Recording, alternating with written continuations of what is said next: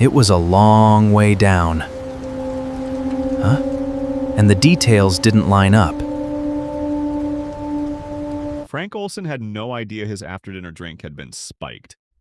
9 days later, he fell from the 10th floor of a New York City hotel window in the middle of the night. For over 20 years, the government told his family it was suicide. It wasn't until 1975 that they learned the truth. Olson had been secretly dosed with LSD by his own CIA colleagues as part of a real government-run mind control program called MK Ultra. So what actually was MK Ultra? In plain terms, it was a real classified CIA program that ran from 1953 to 1973, built to research whether drugs, hypnosis, sensory deprivation, and other extreme psychological techniques could be used to control or extract information from the human mind, tested largely on people who never knew they were subjects at all. It grew out of Cold War paranoia that the Soviets and Chinese had already cracked brainwashing, and the CIA decided the only way to catch up was to build it themselves, with almost no oversight and no ethical guardrails. That's the direct answer. But the actual story, how big this got, who it was tested on, and how it finally came to light, is a lot stranger than that summary makes it sound. This wasn't some small, contained experiment.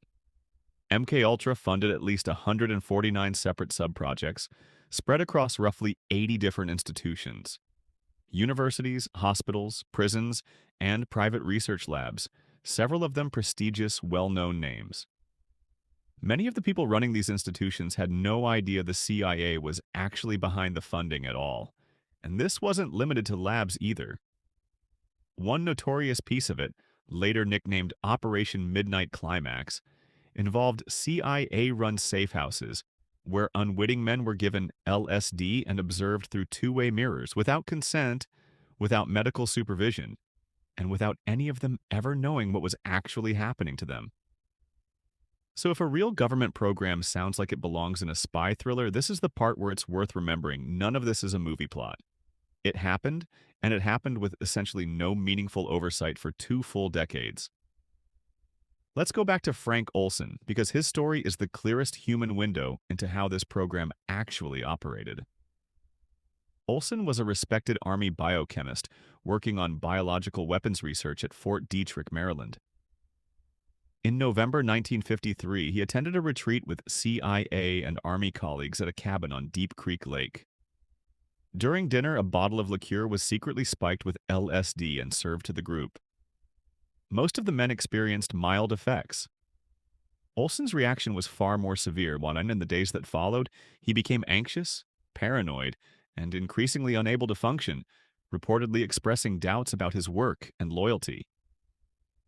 Instead of receiving real psychiatric care, Olson was flown to New York City, ostensibly for treatment.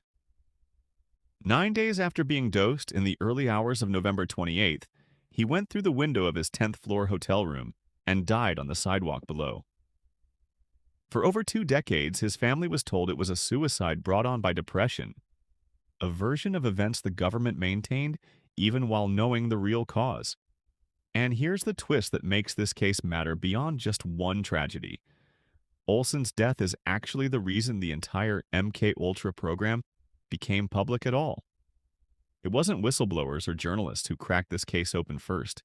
It was a government commission investigating something else entirely that stumbled onto a footnote that turned into a national scandal. Quick pause here because I want to know something from you. Before we get into how this actually got exposed, if topics like this, real declassified, stranger-than-fiction history, are your kind of thing, hit subscribe, and drop a comment with a topic or question you've been sitting on, because a lot of these episodes start exactly that way. All right, let's get into how one death unraveled a 2-decade secret. In 1975, 2 separate government investigations were digging into a wave of CIA scandals, domestic spying, assassination plots, and other abuses of power.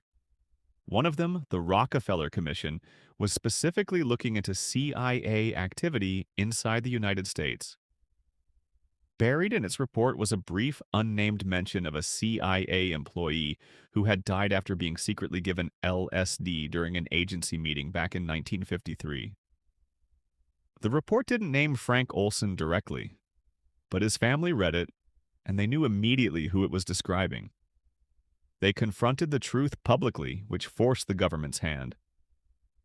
Within months, President Gerald Ford personally apologized to the Olson family at the White House, and they received a settlement of $750,000. That same year, the Senate's Church Committee launched a much broader investigation into the full scope of CIA abuses, and MK Ultra came fully into public view. The CIA's own director testified that most of the program's paper records had actually already been destroyed in 1973 on direct orders, specifically to prevent exactly this kind of exposure. What survived and became public came largely from a small number of financial records that had accidentally been misfiled and escaped destruction.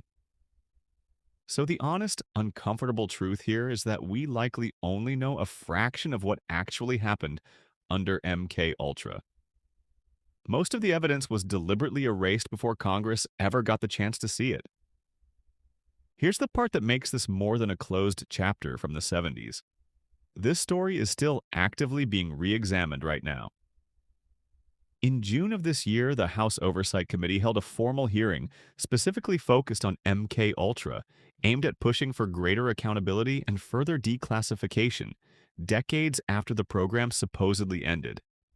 And newly declassified records tied to the program have continued to surface even in just the past several months, adding fresh detail to a story that most people assumed was already fully told 50 years ago. That alone is worth sitting with. A government mind control program from the 1950s is still generating new, previously hidden documents in 2026.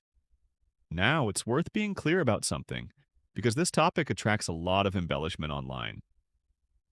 Everything covered in this video comes directly from declassified government documents, sworn congressional testimony, and matters of public legal record. The Church Committee findings, the Rockefeller Commission report, and the Olson family's own settled lawsuit. There's a separate, much shakier body of internet claims about a supposed follow-on mind control slave program that circulates widely on social media. That version isn't backed by anything close to the same documented evidence, and this video deliberately isn't the place for it. So to bring it together, MK Ultra was a real CIA program built out of genuine Cold War fear about enemy mind control capabilities, running for 2 decades with almost no oversight, testing drugs and psychological manipulation on people who often had no idea they were subjects at all. It only became public because one grieving family refused to accept a lie, and even now, more than 70 years after Frank Olson's death, the full story is still being pieced together from whatever records survived deliberate destruction.